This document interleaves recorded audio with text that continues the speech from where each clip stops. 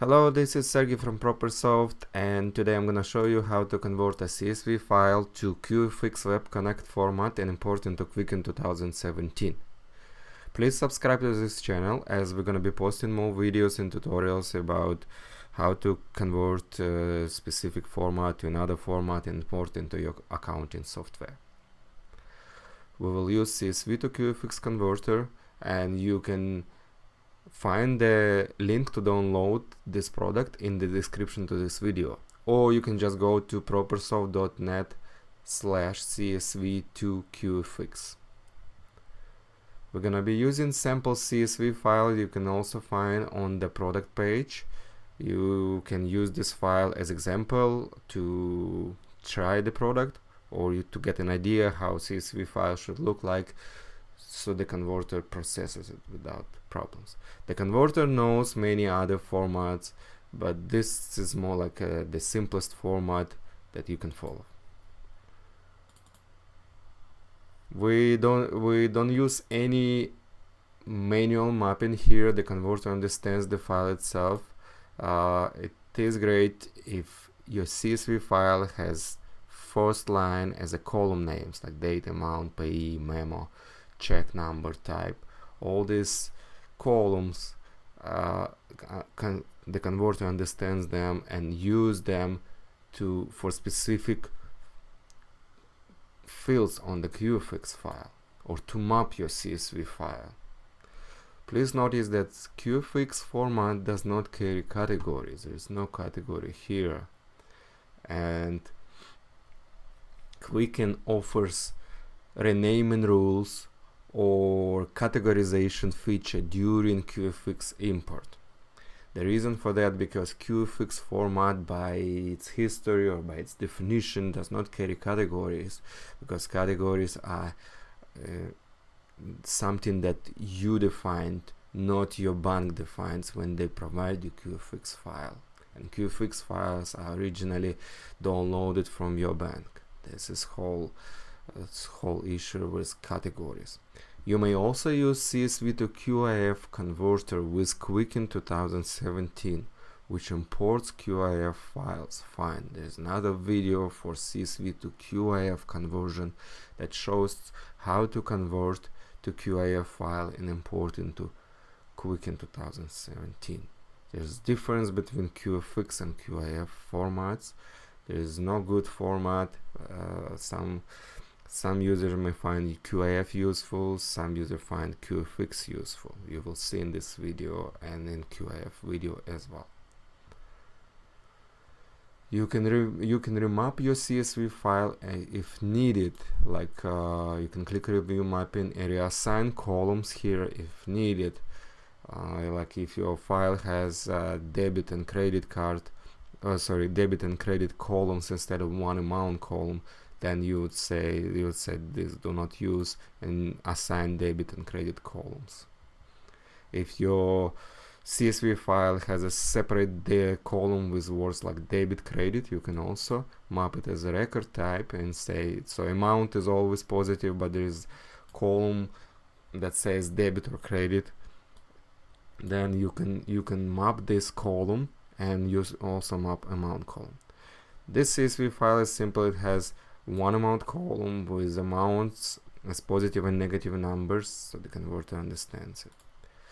There's an important thing that for some credit cards they supply expenses as positive numbers and deposits or payments to credit card as negative numbers. You have to click change plus minus to reverse that. So if your credit card comes like this, so expenses are positive and payments to the account are negative, then you have to click this button once per file to have expenses negative and payments positive. Also, don't forget to set on the right side to set that your account type is credit card. Another setting is the target. We set target as Quicken 2017, and the INTU.BID is a bank label or number for bank label. You can change, you can set it for your bank. Like you can search for your bank for something like American,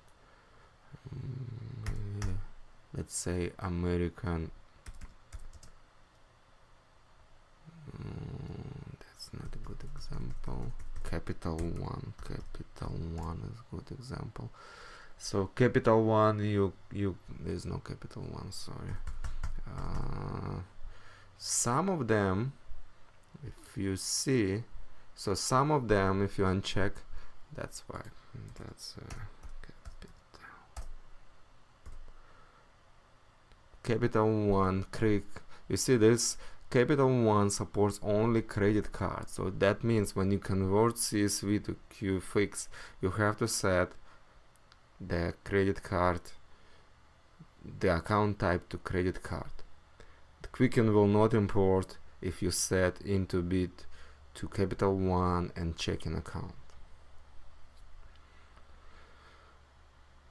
Default value 3000 is Wells Fargo. We can use Wells Fargo. You can also use Wells Fargo, which supports both bank or checking, savings, credit card account types. But you can also find your bank. So let's use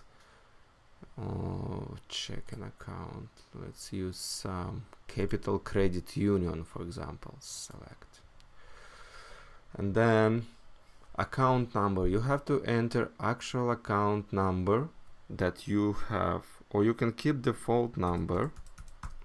But if you're using multiple accounts, please use different account numbers when you convert for different accounts, because Quicken remembers the account number the account you choose for the first time. It links the account number on the QFX file to the account you choose in Quicken, and then next time you import another QFX file with the same account number, and if Quicken has the link to chosen previously account, it will not ask you to choose account again. It will just import into previously chosen account. Bank ID, you can keep this empty, you can keep branch ID empty, unless you need to set it. You can leave this value as blank. What else? Encoding, unless you have specific encoding, I would leave it as Western, as default Western encoding. What else? Check numbers. I think everything is right. So we click convert and create QFX file. Now we go to Quicken. Oh, another thing, you can also set this to open after conversion. So when it's saved, the converter will call Quicken or open Quicken and ask it to import that QFX file. So, but I would suggest to try to import it manually for first time. And Quicken, let's say we already have you already have account. For example, you have this account and you want to import into this account, but if you go to account list, you can see that this account has transaction download yes. It means it has already established link either to import QFX files or import directly from your bank. If you need to import into this account, you must first disconnect. So you go to your edit account, click to online services, and then click deactivate.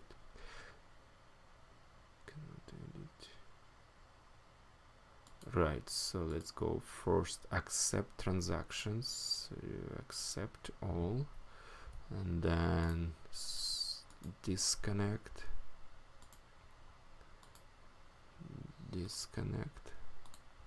Right, so what happens is that you can import into new account, or if you want to import into existing account, it has to be disconnected first, at least for the first time. For the next QFX file, the link you establish for specific INTU.BID number, for specific account ID or account number that I mentioned earlier. That's why it is important to use same account number for specific account, or use different account for different account number for different account.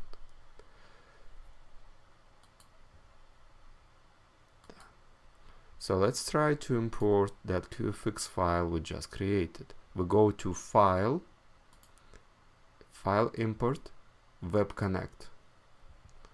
Not QXF, Web Connect. And we select this sample QFX file. And what happens is we selected Capital Credit Union, which is fine.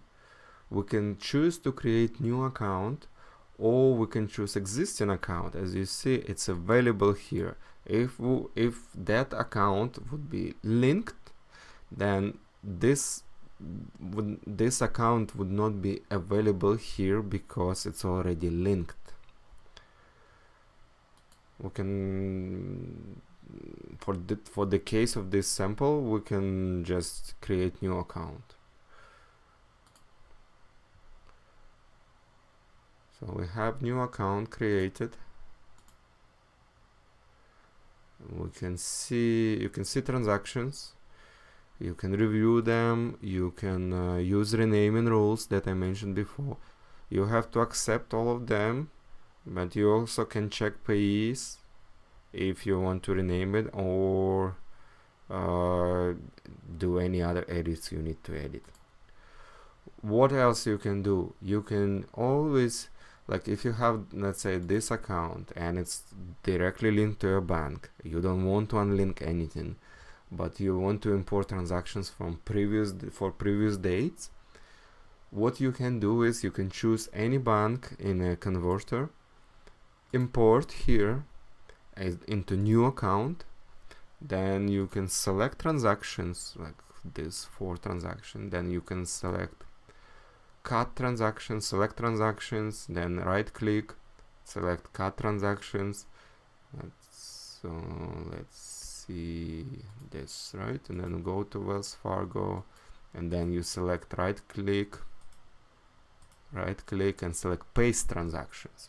So this way you move transactions from that new account here, and they will be here, and there is nothing will be here, and you can delete that account later as your task, as you already have established account. You don't want to change anything, you just want to import transactions for previous dates. That's what you do through a proxy account. You import, you convert, you import into proxy account, and then you cut and paste transactions under another account, and then you delete this proxy account. Thank you very much for watching this video. Please subscribe to this channel.